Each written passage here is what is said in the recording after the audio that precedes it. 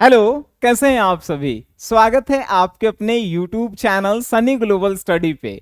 Sunny global study जो है class 10th की ऑल सब्जेक्ट की तैयारी आपको करवाता है। तो आज की क्लास है क्लास 10th के हिंदी के काव्य खंड का 11वां चैप्टर, जिसका नाम है लौट कर आऊंगा फिर। लौट कर आऊंगा फिर के राइटर हैं जीवनानंद दास जी। तो इस चैप्टर को आप इस प्रकार से पढ़ेंगे कि इस चैप्टर को पढ़ने के बाद ना ही आपको ऑब्जेक्टिव रटना पड़ेगा और ना ही इस चैप्टर के आपको सब्जेक्टिव रटना पड़ेगा। अगर विश्वास ना हो तो इस चैप्टर को पूरा पढ़िए हमसे और उसके बाद बना के देखिएगा। अगर आपको रटना पड़ जाए मेरे चैनल को छोड़ के चले जाइएगा। ठीक है, चलिए आज की इस क्लास को शुरू करते हैं। सबसे पहले हम लोग लेखक के बारे में पढ़ेंगे, क्योंकि लेखक से रिलेटेड ऑब्जेक्टिव क्वेश्चन ज्यादा पूछता है कि नहीं। तो सबसे पहला आपसे प्रश्न पूछेगा, लौट कर आऊंगा फिर के राइटर कौन है। लौट कर आऊंगा, अगर आप गांव में किसी से कहिएगा आवत हिया लौट के, तो जिंदा रहबे तब ने लौट के अबे, यानी जीवन रहेगा तब ने लौट के आएगा। लौट कर आऊंगा फिर, जीवन रहेगा तब लौट के आएगा, यानी लौट कर आऊंगा फिर के राइटर जीवनानंद दास जी, है कि नहीं। लौट कर आऊंगा फिर के राइटर जीवनानंद दास जी। अब जीवनानंद दास जी जो हैं बंगाली भाषा के जो हैं कवि थे। इनका जन्म जो है बांग्लादेश में ही हुआ। कब हुआ? 1899 में। 1899 में जो है इनका जन्म हुआ बांग्लादेश में। ठीक है, आपसे आपके मन में क्वेश्चन आया होगा कि सर जब ये बांग्ला भाषा के कवि थे तो हिंदी में कैसे लिख दिए। तो ये जो है बांग्ला भाषा में ही लिखे थे, लेकिन प्रयाग शुल्क नाम का एक व्यक्ति जो है इसको हिंदी में ट्रांसलेट करके जो है हम लोगों के सामने परोसा है।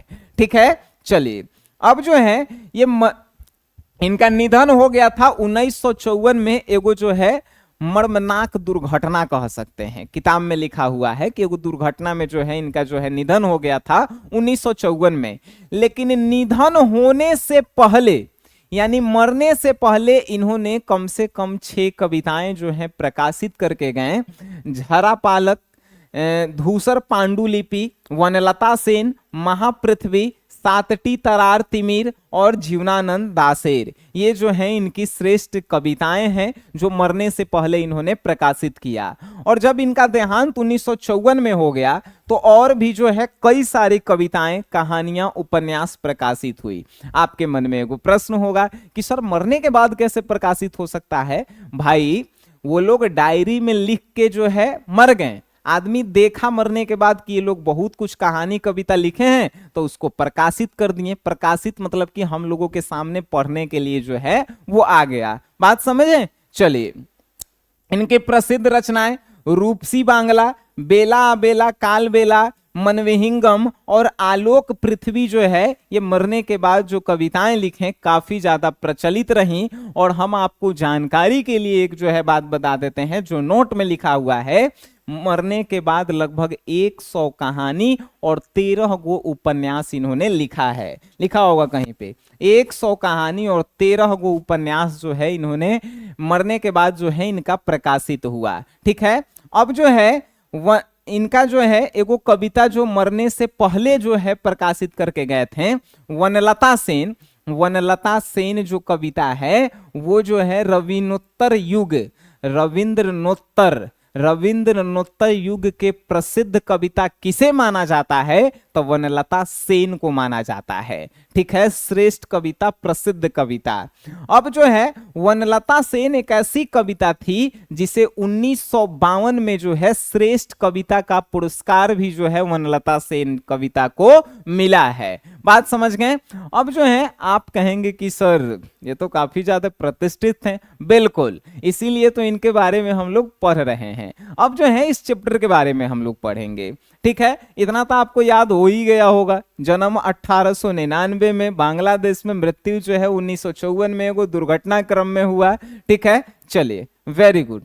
अब जो है हम लोग जो है आगे पढ़ेंगे। इस चैप्टर को पढ़ने से पहले हम बता दें कि ये लेखक जीवनानंद दास जी एक बांग्लादेशी थे। और बांग्लादेशी थे तो जब ये दूसरे देश में गए तो अपने देश को याद करते हुए जो है कुछ लाइन लिखते हैं और कहते हैं कि मैं लौट कर आऊंगा बंगाल में। ठीक है, तो बंगाल में आएंगे तो उससे पहले ये क्या क्या कह रहे हैं उसको सुनिए आप। कह रहे हैं कि खेत है जहां धान के, बहती नदी के किनारे फिर आऊंगा लौट कर एक दिन बंगाल में।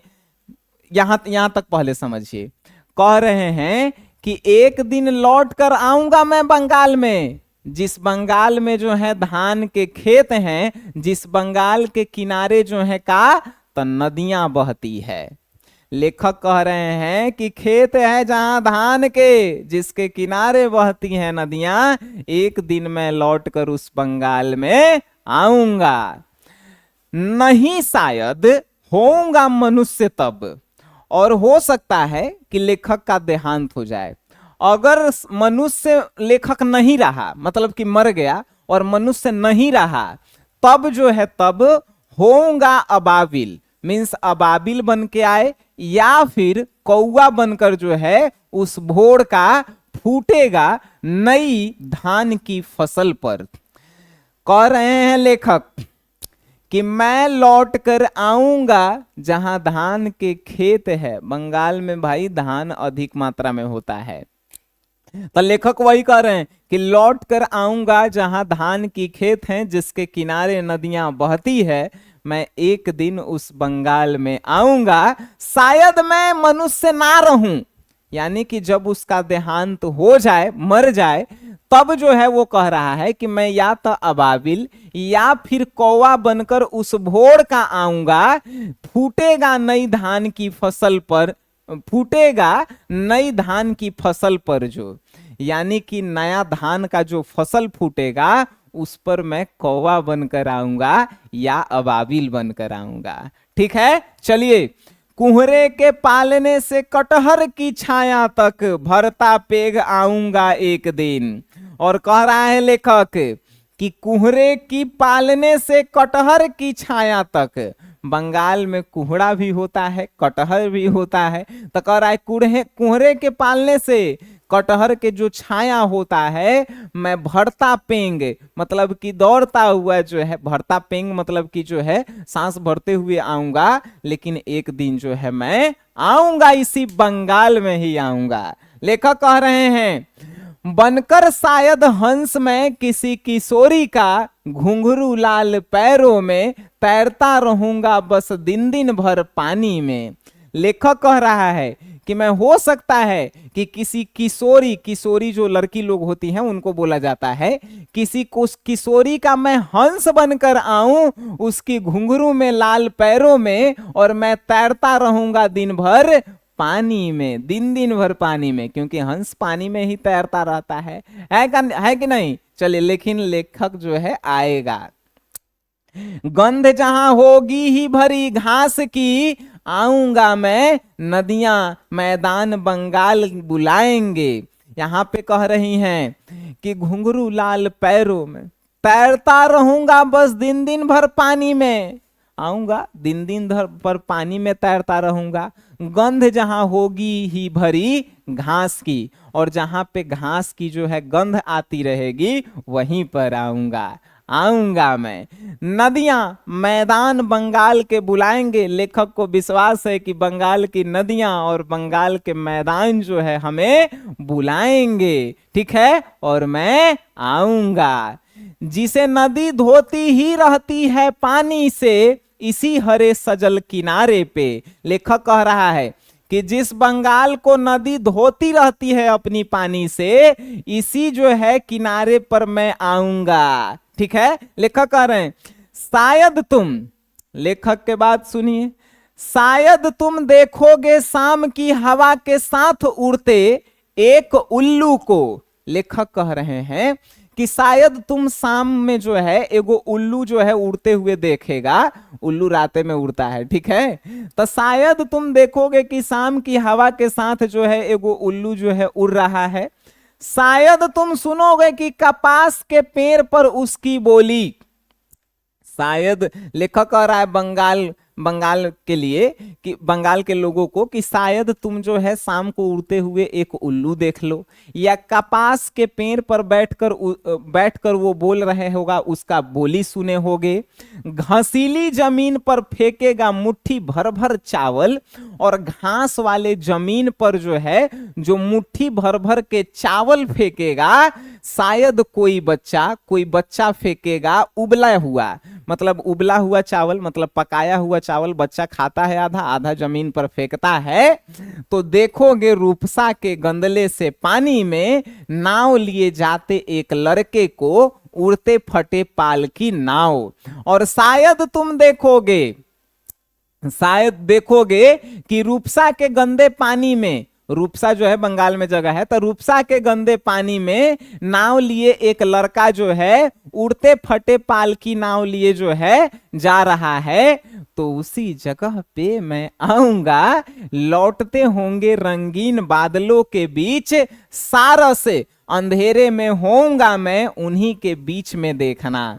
लेखक क्या कह रहा है समझ में आया? आइए समझाते हैं। लेखक कह रहा है कि शायद तुम देखोगे कि शाम में एगो उल्लू उड़ रहा है, या शायद तुम देखोगे कि कपास पे बैठकर वो बोल रहा है, या घसीली जमीन पे, घसीली मतलब घास वाला जमीन पे फेंकेगा मुट्ठी भर चावल, यानी फेंकेगा मुट्ठी भर चावल जो है, शायद कोई बच्चा उबला हुआ चावल, ठीक है। देखोगे कि रूपसा के गंदे पानी में जो है नाव लिए एक लड़का जो है उड़ते पाल की नाव को जो है चला रहा है, लौटते होंगे रंगीन बादलों के बीच, और रंगीन बादल अगर वापस लौट रहे होंगे, सारस अंधेरे में होऊंगा मैं, और उसी अंधेरे में मैं होऊंगा उन्हीं के बीच में मैं आऊंगा लेकिन लौट कर, ठीक है। लेखक यहां तक अपने देश बंगाल से जो है प्रेम कर रहा है भाई,